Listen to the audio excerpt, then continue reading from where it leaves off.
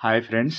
ఈ వీడియోలో మీరు చూసిన యాంప్లిఫైయర్ అయితే మనకి జైపర్ ల్యాబ్స్ Z8 మనకి డబ్ స్టెప్ సిరీస్ ఫ్రెండ్స్ ఇది. మనకి ఇందులో కూల్ సిరీస్ కూడా ఉంటాయి యాంప్లిఫైయర్స్ అయితే జైపర్స్‌లో ఓకేనా.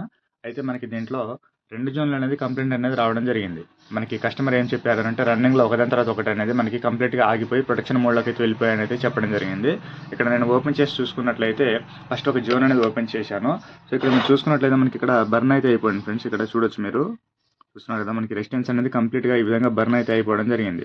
మనకి ఈ రెసిస్టెన్స్ అనేది బర్న్ అయింది అని అంటే ఆటోమేటిక్‌గా మనకి దీని బ్యాక్ సైడ్ హీట్ సింక్ మీద మౌంట్ అయ్యి ఉన్న ఐజీబీటీలు కావచ్చు, అదేవిధంగా ఎస్ఎండీ డయోడ్స్ కావచ్చు, ఎస్ఎండీ టీఆర్‌లు కావచ్చు కంప్లీట్‌గా షార్ట్ అయిపోవడం అయినా లేకపోతే పూర్తిగా బర్న్ అయిపోయినా ఉండాలి. ఓకేనా.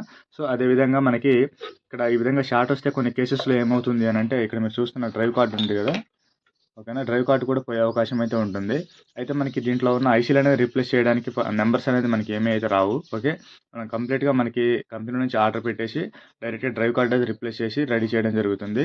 అదేవిధంగా మనకి ఏ స్పేర్ పార్ట్ అయినా సరే కంప్లీట్‌గా మనకి ఒరిజినల్ కంపెనీ దగ్గర నుంచి తెప్పించి రీప్లేస్ చేయడం జరుగుతుంది ఫ్రెండ్స్ మన దగ్గర. మనకి ఎటువంటి నార్మల్ క్వాలిటీ అయితే ఉండదు. కంప్లీట్‌గా మనకి కంపెనీ నుంచి అయితే తెప్పించి రీప్లేస్ చేయడం జరుగుతుంది. ఏ యాంప్లిఫైయర్ జైపర్ సిరీస్‌లో ఏ యాంప్లిఫైయర్ అయినా సరే అదేవిధంగా ఒరిజినల్ స్పేర్ పార్ట్స్ అయితే రిపేర్ అవుతాయి మన దగ్గర. ఓకేనా.